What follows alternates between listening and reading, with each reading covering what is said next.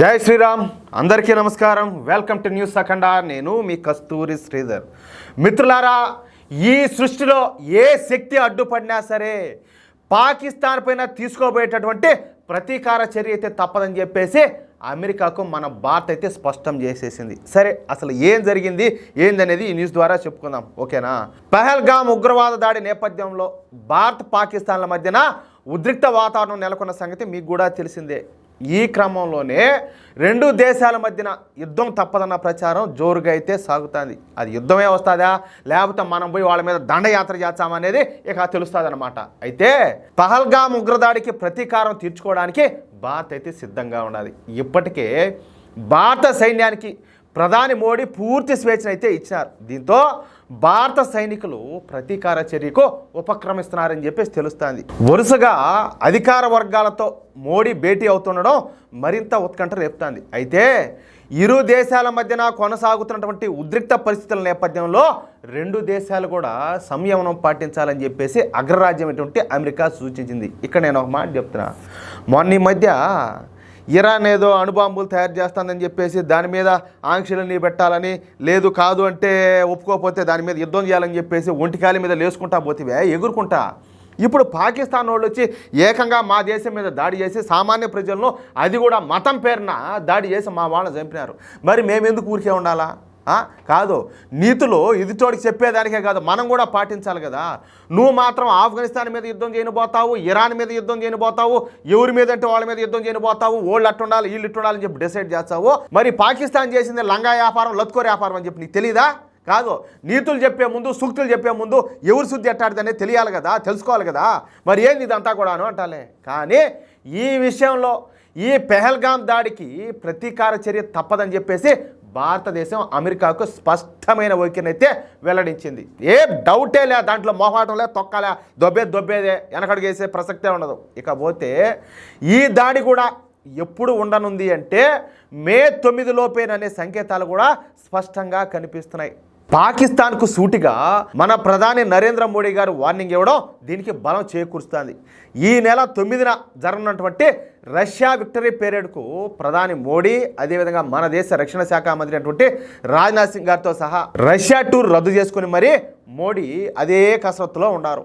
భద్రత, అదేవిధంగా action plan పైన ఒకవైపు మన ప్రధాని మోడీ గారు, రాజ్నాథ్ సింగ్ గారు నేరుగా సమీక్షలు జరుపుతూ ఉండడం ఇక్కడ ప్రాధాన్యత అయితే సంతరించుకునింది. ఇకపోతే త్రివిధ దళాల అధిపతులతో కూడా కీలకమైనటువంటి సమావేశాలు పూర్తయినాయి.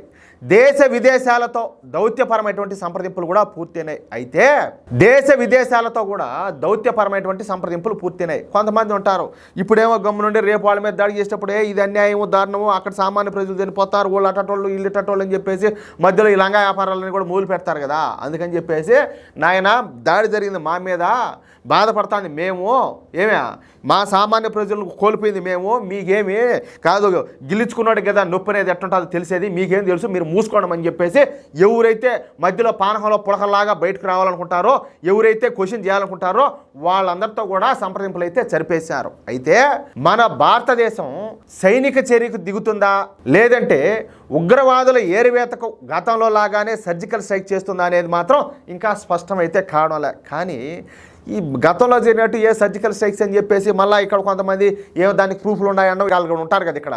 అటువంటి వాటికి ఏ మాత్రం కూడా అవకాశం లేకుండా చూడబోతా ఉంటే పాకిస్తాన్ను దున్నేసేటట్టు కనపడుతుంది ఈసారి వాతావరణం. అంతేనా కదా, మీకు అనిపించడం లే మాదిరా? కానీ పాకిస్తాన్కు గట్టిగా బుద్ధి చెప్పాలని మాత్రం ప్రధాని నరేంద్ర మోడీ గారు భావిస్తున్నారు. మరోవైపు అరేబియా మహాసముద్రంలో నావికా దళాన్ని మోహరించిన విషయమై ఉన్నతాధికారులతో నరేంద్ర మోడీ గారు సమావేశమైనారు. అలాగే అన్ని అణు రియాక్టర్ల వద్ద భద్రతనైతే కట్టుదిట్టం చేయాలని చెప్పేసి ఆదేశాలు ఇచ్చారు. ప్రధాని మోడీతో జాతీయ భద్రతా సలహాదారు అయినటువంటి అజిత్ దోవల్ గారు, అలాగే ఇండియన్ నేవీ చీఫ్ అయినటువంటి దినేష్ త్రిపాఠి గారు భేటీ అయినారు.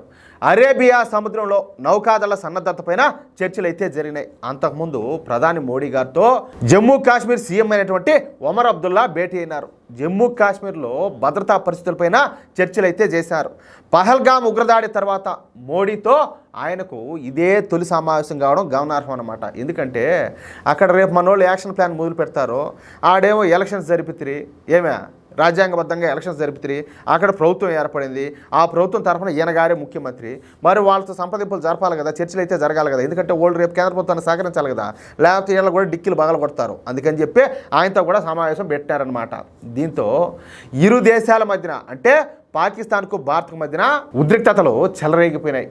భారత్ ఇప్పటికే పాకిస్తాన్ పైన పలు ఆంక్షలు పెట్టి అష్టదిగ్బంధంలో పడేసింది. ఆంక్షలతో పాక్ ప్రజలు నక్కనక్కలాడిపోతారు. భారత దౌత్య వ్యూహానికి పాక్ ప్రభుత్వం విలవిలబోతోంది. అయితే ప్రస్తుతం పాకిస్తాన్కు రెండే ఆప్షన్స్ ఉన్నాయంటున్నారు నిపుణులు. ఒకటి వచ్చేసి ఉగ్రవాదంలో భారత్కి అప్పగించడం. ఈ దరిద్ర పుండాకుడులో ఎట్టా చేయరు ఆ పని, ఎందుకంటే వీళ్ళు పుట్టింది, వీళ్ళు పెరిగింది, వీళ్ళు బొత్తాంది ఆ ఉగ్రవాదంతోనే కాబట్టి. రెండోది వచ్చేసి ఇండియాతో నేరుగా యుద్ధానికి దిగడం. ఒకవేళ ఇండియాతో వీళ్ళు నేరుగా యుద్ధానికి దిగినా వీళ్ళు పీకి కట్ల కట్టేది ఏముండదు, ఎందుకంటే మనోళ్ళు వంగని పెట్టి తుక్కుతుక్కుగా ఎరగదొక్కుతారు అట్టే ఊరికే కూడా కాకుండా. కానీ ఇంత జరుగుతూ ఉన్నప్పటికి కూడా కుక్క తోక వంకర అన్నట్లుగా యుద్ధమైనా చేస్తాం కానీ ఉగ్రవాదులను రక్షించడం మానుకోమని చెప్పేసి ఈ పాకిస్తాన్ చెప్పకనే చెబుతుంది. ఈ క్రమంలోనే పాకిస్తాన్ ఆక్రమిత జమ్మూ కాశ్మీర్లో కొంతమంది యువకులకు ఈ స్పెషల్ ఉగ్రవాద ట్రైనింగ్ క్యాంప్స్ అయితే ప్రారంభించిందంట. అది ఆ విషయమా అంటే వీళ్ళు తన్నించుకునే దాకా వీళ్ళైతే ఊరికే ఉండేటట్లేరు. కానీ ఆ టైం అనేది ఎప్పుడు వస్తుంది అనేది చూద్దాం. 9వ తేదీనే వస్తుందా, ఈ లోపలనే వస్తుందా, ఎప్పుడు వస్తుంది అనేది చూద్దాం. ఏమంటారా మిత్రులారా? ఈ న్యూస్ కనుక మీకు నచ్చినట్లయితే ఖచ్చితంగా ఈ న్యూస్ నలుగురికి షేర్ చేయండి.